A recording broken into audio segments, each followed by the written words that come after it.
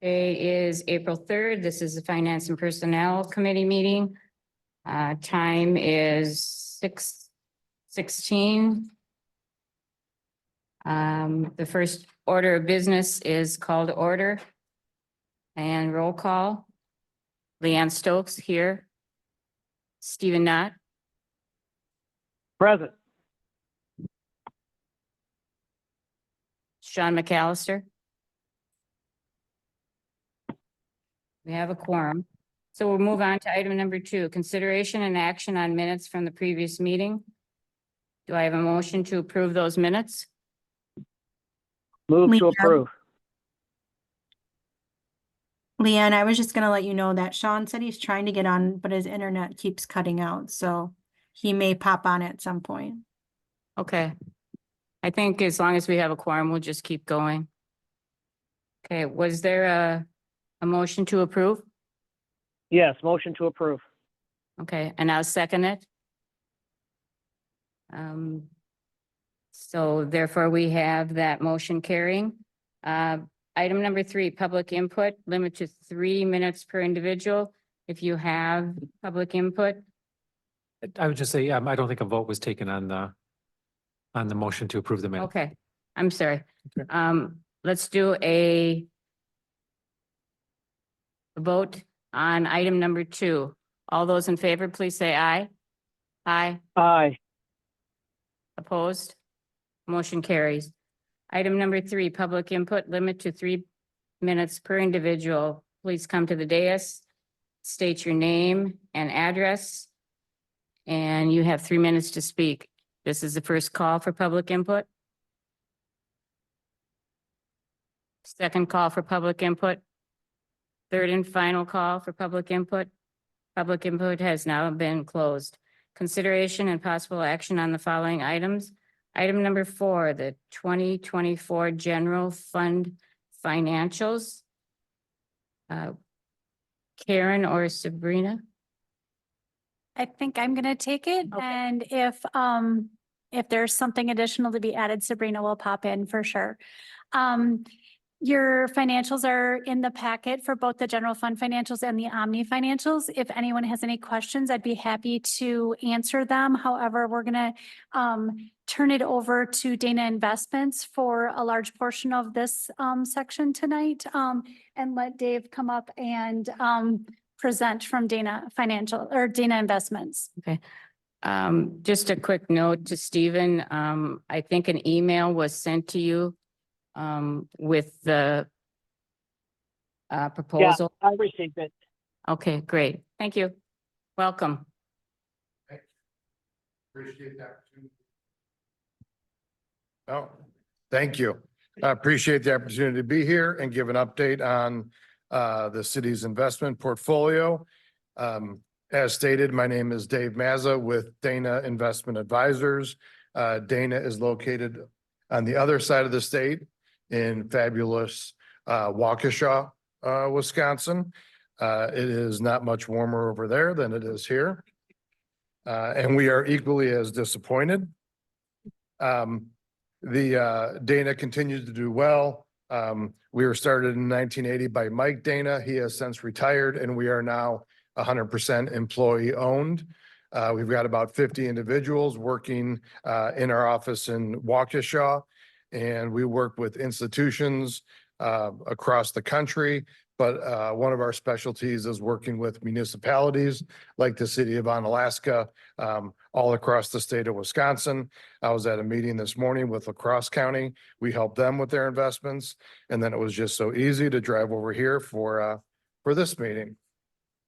So with that little background, I will move into an update on the city's investment portfolio.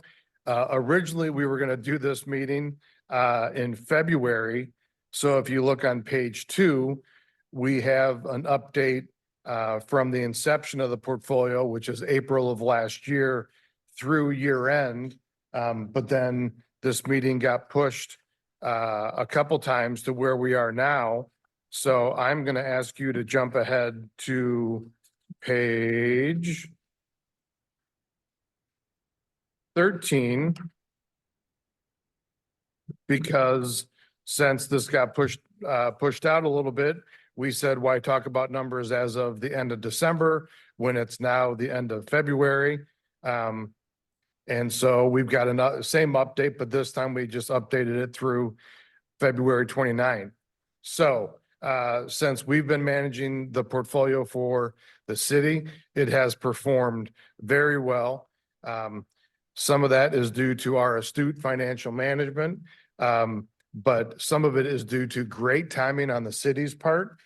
The year of 2022 was an awful year in both the stock and bond markets, and the city successfully avoided that and got in the market right in early 2023. So much credit to your timing from that standpoint. But since we've been managing the portfolio, what we do for the city is we run what we call separately managed accounts. This is not a mutual fund. This is an investment portfolio that has been specifically built for the city of Onalaska based on their needs, liquidity, return requirements, what their investment policy looks like. So we worked a lot with Sabrina and her staff. When we started this, went over the investment policy, updated the investment policy, and then we have built a portfolio of individual bonds that are held at the custodial bank for the city. So all these bonds are held in the city's name at the city's bank. We just manage the portfolio and suggest buy and sell decisions. So what we have done, you can see there on page 13, we've got a mixture of different bonds between short-term investments, treasury bonds, agency bonds, SBA bonds, Small Business Administration, and government agency mortgage bonds. And this diversification of the portfolio allows us to build a portfolio that is built for any type of environment that we tend to be in from an interest rate standpoint. Since the city's been invested, rates have been going up for most of 2023. And now at some point they're going to go down. There's an expression in the business that some people follow, some people don't. We follow it. We say, don't fight the Fed. Build a diversified portfolio that will succeed in any market, and don't try and guess what the Fed is doing or time the market. Just build a well-diversified portfolio that will succeed in any type of market, no matter what the Fed is doing. Be cognizant of the direction that the Fed is going. They do a good job of communicating their decision, but the exact timing of whenever they're going to make their moves is not known. So don't fight the Fed, just build a diversified portfolio, cognizant of what the Fed is doing. So the city, since we've had it here for less than a year, on a net basis, it has gained over $400,000 in less than a year, from 9 million to just under 9.4 million. So it has done very well. And the makeup of the securities that we have right now, which you can see on page 14, is a mixture of fixed rate bonds and adjustable rate bonds. And again, this mixture of securities is for that reason, that exact reason of building a diversified portfolio. During 2023, when rates were going up, the adjustable rate bonds moved up with every step up in interest rates. So that benefited the portfolio. And now as rates stabilize, we were able to buy some fixed rate bonds. You can see those in the agency bonds and the treasury bonds, that those are fixed rate bonds, so that if rates do start to tick down, those rates are fixed. And so the city will continue to enjoy clipping that income for as long as we hold these bonds. So overall, if we look back at page 13, right now, the yield to maturity on the city's portfolio is just under 6%, which is great. I think we can all remember back to 2017 and then again during COVID when the Fed cut rates down to 0. So to be earning 5.972% on a portfolio is outstanding.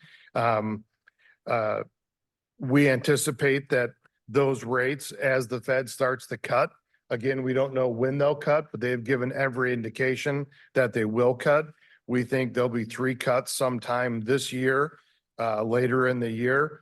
And so you'll start to see that yield go down a little bit, but because of the diversified portfolio that we've built, it won't be that dramatic. I think it will be lower, not higher, but it won't be that much lower. So, the city's portfolio at 5.9%, and the effective duration, that's a measure of risk. How far out do these bonds typically mature? It's less than 1. So again, the city's investment policy says there are 3 main, the 3 main drivers of the investment policy is preservation of principal, don't lose our money, safety, again, don't buy bonds that default. And then third, we want liquidity and to earn a little bit of income. So that effective duration of less than 1 gives us that liquidity that the city is looking for in case they ever need this money. Any of these bonds can be sold and the city will have any type of liquidity that they need. So from that standpoint, the city's portfolio is positioned very well. I'll just give a brief kind of economic update. If you flip to page 4, this is the current yield curve, and there's a couple different ones here. You can see the yield curve at 12/30/22. That's the blue line, and you can see that the short-term rates back then were at about 4%. At the end of the year, the green line, you can see rates were up to about 5%. So there's been a lot of movement in interest rates as the Fed has raised rates to try and tame inflation. The big thing that you'll see in this picture is that this is what they call an inverted yield curve. If you think back to any economics or business class you took, you would think the longer I give you money, you borrow money, the longer I let you borrow it, the more interest I want you to pay. And in this inverted yield curve, that is not at all what's happening. You can see here, like a 3-month T-bill has an interest rate of over 5%, and a 30-year bond, is down below 5%. That doesn't make any sense. If you lend somebody money for 30 years, you want to get paid more than if you lent somebody money for 3 months. But again, this is because the Fed raised rates to try and tame inflation. As the Fed starts to cut rates, those short-term rates will go down and we'll get back to what we think is a normal yield curve where it will move from the bottom left to the top right. And we think that will happen because if you look at page 6, the Fed has basically projected that. The black solid line is the actual Fed fund rate, and then the dotted line is the expectations. So we're at pretty much a high right now at 5.38%, but the Fed's expectations are that eventually they will start to cut rate, and their long run projection where they'd like short rates to settle is at about 2.5%. We're not going to get there anytime soon. It's going to take a lot of cuts to get there. But that is their long-term projection. And when they do get down there, we'll be back to a normal yield curve where the longer you lend someone money, the more you'll get paid. But the way that we've got the city's portfolio positioned, as the Fed starts to cut rates and rates do go down, the city's portfolio won't be affected too bad. And they'll continue to clip a nice interest rate of about Right now it's just under 6. We expect it to be fully above 5% for all of 2024. So the city will continue to earn a nice amount of interest income off of this portfolio. So that is my quick investment update. I was told a long time ago, be brief, be brilliant, and be gone. I hope I fulfilled a couple of those. Are there any questions? I know I was brilliant, but I can't be that brilliant. Somebody's got to have a question. Sean or Stephen, do you have any questions? Nope, none for me. I have none. Well, thank you for making the trip.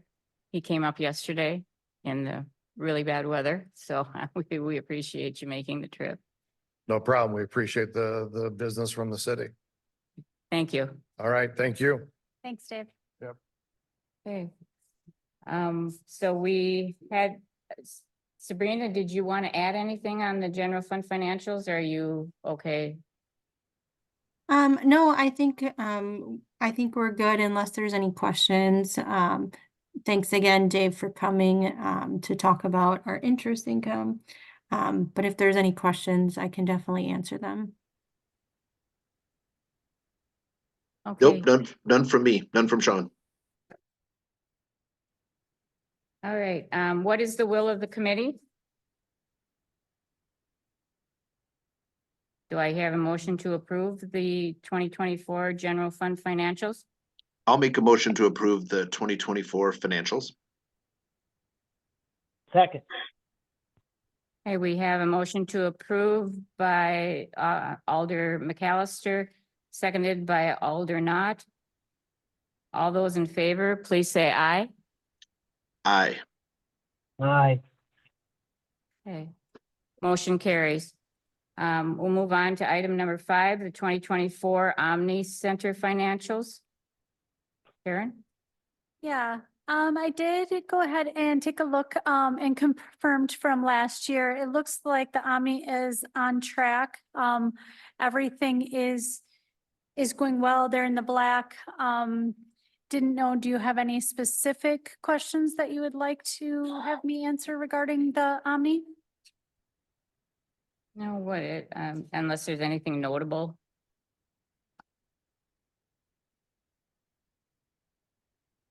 No, I didn't recognize anything that was notable outside of the general.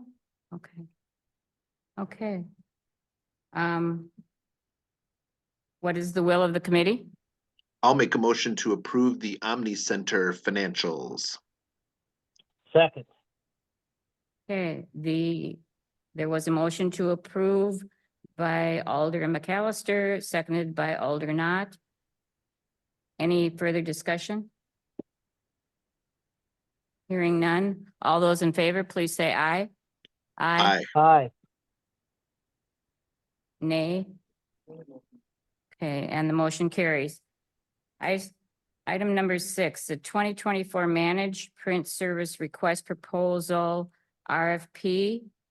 I believe, Joe, you were going to introduce this? Yeah, so when I first started here, we had 4 different vendors for print services, which is kind of a major security issue. So one of the first things I've done is gone through, created an RFP, posted that RFP, and we received 5 responses.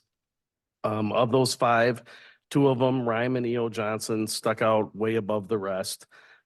Myself, Rick, Amanda, and Sabrina went over all of the different proposals and kind of the pros and cons of each one. Price wise, they were within about $250 of each other. So price alone wasn't going to be a determining factor. We ended up having them turn in actual printed copies of our branding. If we spend a lot of money on branding, we're going to want that branding to be the right color. The Rhyme printers outperformed the E.O. Johnson printers, and that was a big contributing factor as to why we chose Rhyme over E.O. Johnson. The total cost of the new printers is $109,652.48 for a purchase. There's also maintenance costs that go along with that, and we expect to see probably anywhere from maybe a quarter of the savings in that. It'll be hard to gauge until we get about a year into it, but there will be operational savings with this. So And this is a budgeted item? this is a budgeted item, yep. Okay. Okay, what is the will of the committee? I'll make a motion to approve the 2024 managed print services request for proposal as outlined by Joe. Second. Okay, we have a motion to approve by Alder McAllister, seconded by Alder Knott. Any discussion? Hearing none. All those in favor, please say aye. Aye. Aye. Aye. Okay. That motion passes. Okay, we're moving on to item number 7, facilities and staffing study, fire department. Yeah, thank you. So one of the things, I'm still relatively new here, 7 months in, but at CIP last year, I noticed there was a line item in the CIP budget for $600,000 for land acquisition for a second fire station. Obviously, that was tabled last year. And I remember at that meeting, we discussed briefly about conducting a study rather than just placing money in the CIP for land acquisition. One of the things that fire departments definitely look at are our response times. So when we look at our response times, we're gauging that off of National Fire Protection Standards, Association Standard 1710. What that basically does for fire departments is it creates some standards that some benchmarks that we should be meeting as far as staffing and response times and different things. So when we look at response times, we should be putting an engine, first due engine on scene at every structure fire within 4 minutes. That's one of the standards. When we start looking at response times in our areas and from previous GIS studies and more recent GIS studies, so we did look at this with GIS earlier this year. We're basically not able to meet those benchmarks, 4-minute benchmarks of getting that first due engine on scene in areas generally north of Troy Street and then east of Highway 53. So we've got 2 trouble spots that we're really not able to meet those benchmarks. Secondly, what NFPA 1710 does is it also gives a standard for number of firefighters each department should have. So I've included that in your packet as well. I think that's on page 3 of item number 7. And the NFPA fact sheet basically spells out how many firefighters should be on scene on the first due arriving units for each type of structure fire. So when we look at a single family home, which is probably our most common type of structure fire that we have, it does state we should have 16 personnel on scene initially. Now, do we expect to meet that here in Onalaska? Probably not. But we only have 6 personnel immediately responding at maximum. Now we start looking at vacation days and minimum staffing levels, and sometimes we're responding with 5 or even 4 personnel. So that the NFPA standards, 1710 standards, coupled with the fact that if we do want to look at a second fire station, how do we adequately staff that second fire station? All these variables just kind of lead into instead of placing money in the CIP, I think we should conduct a study of first, do we need a second fire station? Secondly, where should that fire station be located? Again, mentioning the fact that we're struggling to the north of Troy Street and east of Highway 53. I would prefer to have a professional third-party study on where that fire station should be located. The second part, again, is how do we staff that second fire station? So I guess what I'm asking for, and I'll take any questions you have. One thing I did forget to mention is call volume affects also how we're able to staff and how we're able to respond. Our call volume has gone up by 25% over the last 5 years. We've gone from 1,500 calls up to over 2,000 now. So as that continues to increase, that also affects our response. So based on all these different factors, I think it's sensible that the city looks at, like I said, does a second fire station needed? And secondly, how do we adequately staff that? So what I'm asking for is facilities and personnel study to be forwarded to the Common Council for approval in the amount of not to exceed $55,000. I did speak with Finance Director Seeger about where that money should come from, and the account number is listed in the memo, 207-52-220-810, which is equipment replacement. So I'll take any questions you have. I know that's a lot of information to try to summarize into a short spiel here, but take any questions you have. Okay. We need to get it on the floor, so do I have a motion to approve? And then we can go into the question session. I'll make a Motion motion to to approve. approve. Open, I'll second. Sean seconds. Okay, there's a motion made to approve by Stephen Knott, seconded by Alder McAllister. Any questions? I have one for Sabrina. Okay. Yep, go Leanne? ahead, Steve. Okay, yeah. So the $55,000 from the equipment replacement fund, I assume that we have that and we can easily cover that? Yeah, it would be a non-budgeted item, so it would, obviously put that account number over budget. But we do have a nice reserve balance in our equipment replacement fund that I feel that we could handle that. Thank you. Yep.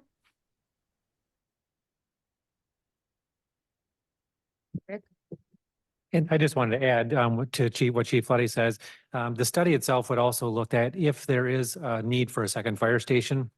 And if that were to be built, they would also take a look at any of the area that we would vacate out of our existing fire department area and give us what would be the best needs or best fit to use that going forward for other needs here within the city as well. So I just wanted to add that that would be part of the study as well. Okay, any further questions? Okay, let's do a vote on the item number 7. All those in favor, please say aye. Aye. No. That motion carries. Item number 8, the resolution 14-2024 state trust fund loan on the 2024 capital projects that are not eligible for the general obligation funds in the amount of $668,257. Either Karen or Sabrina? Yeah, I'll start out. If she has something, she can definitely hop in and help out with this. But if you turn your attention to page 32 through 37 of your packet, it discusses the state trust fund loan that we're looking to obtain, or that is up for tonight. And as you stated a moment ago, it was for $668,257. It is for the financing of police vehicles and the city hall building projects. Okay, what is the will of the committee? I'll make a motion I'll to make a mo- approve resolution 14-24 in the amount of $668,257. Assuming that was 14-2024, I will second. Yep, correct. Sorry. Okay, we have a motion to approve resolution 14-2024. All those in favor, please say aye. Aye. Aye. Aye. Opposed? Motion carries.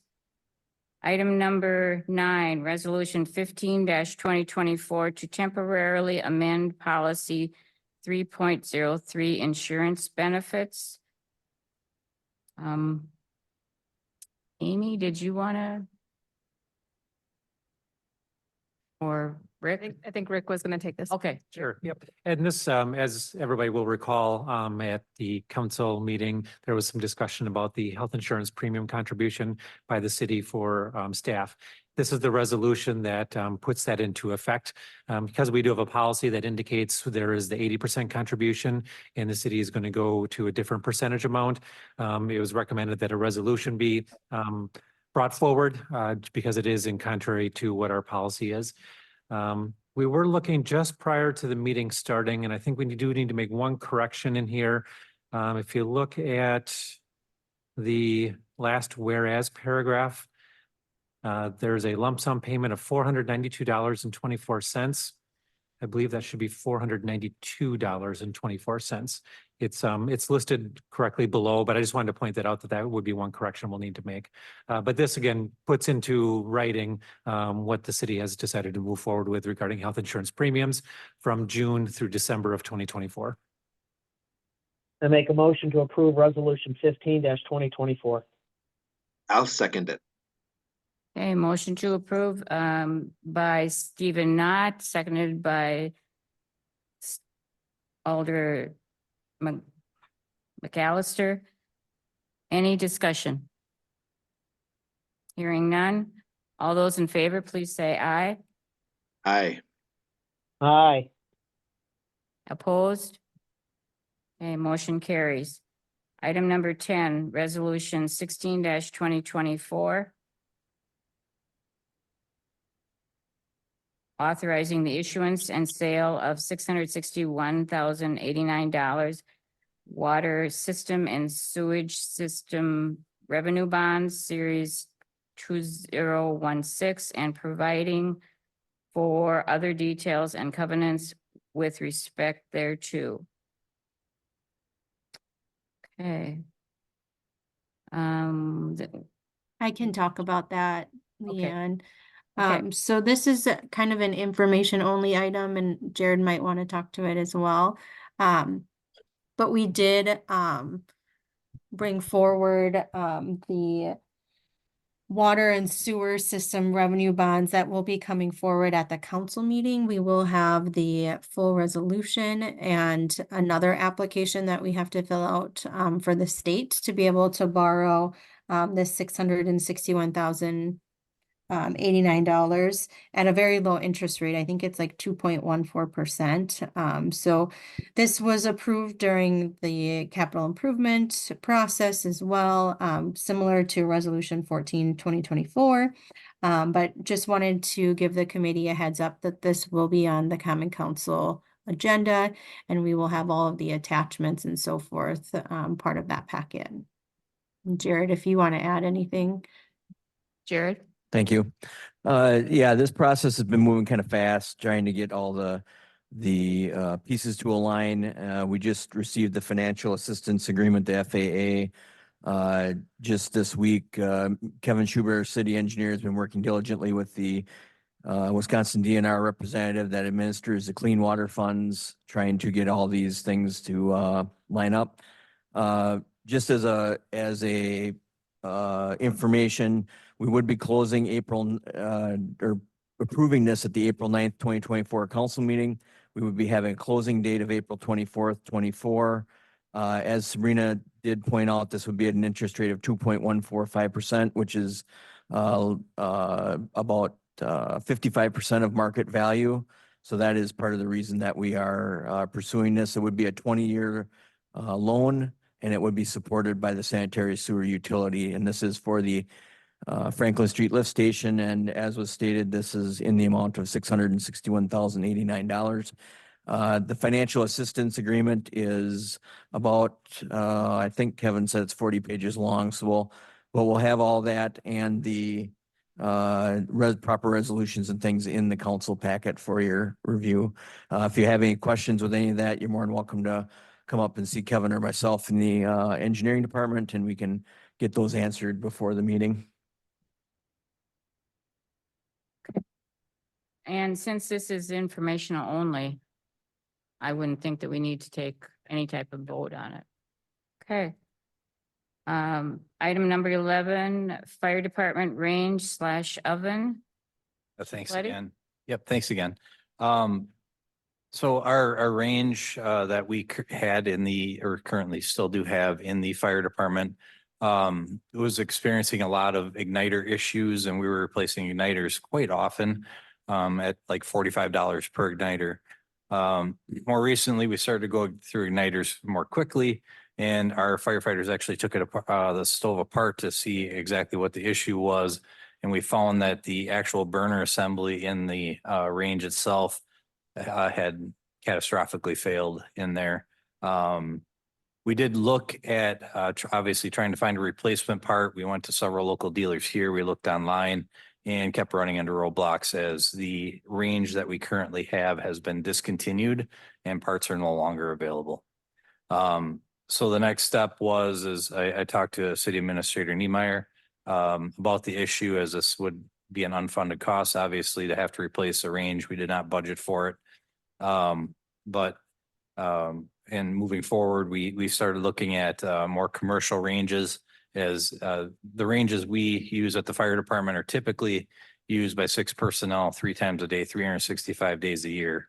So we do want it to be of quality, not necessarily restaurant quality, but they have commercial / professional grade ranges. When I did a search, opened my eyes a little bit to the fact that we're looking anywhere from $4,500. Some of them were up to $20,000 actually after I started looking. Certainly didn't want to spend $20,000. So we did do a search, found a suitable range, I think, that would last a long time. It's durable. It's a well-known brand. I've contacted other fire departments to see what they're putting in their fire stations. And the Wolf brand range is a high quality and durable range.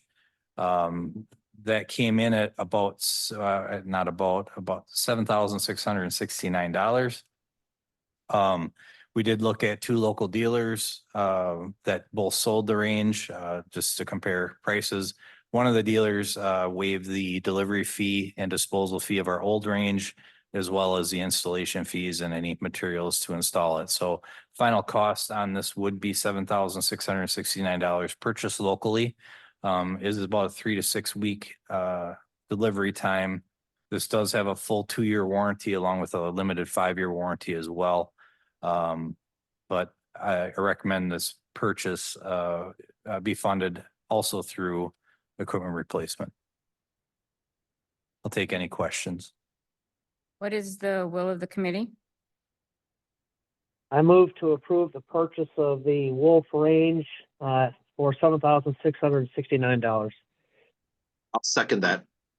Okay. The motion to approve was made by Alder Knott and the second was by Alder McAllister. Any questions? One comment, please. Yes, go ahead. Okay. When firefighters are on duty, they're on duty for extremely long shifts. So this becomes a home away from home for them. And when they cook as an organization for every single person who's on duty at that time. So they really do need a commercial grade range, and I fully support this.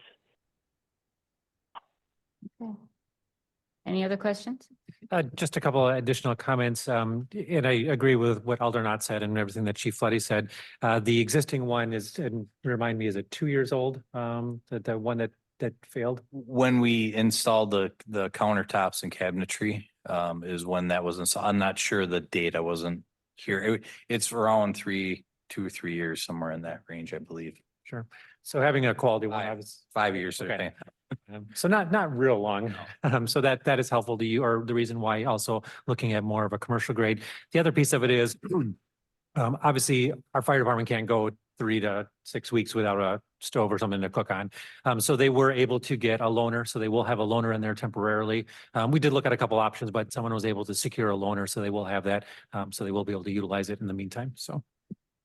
Yeah, that was one of my questions, what they're doing now for it. So that's good. Thank you. Yeah. Any other questions?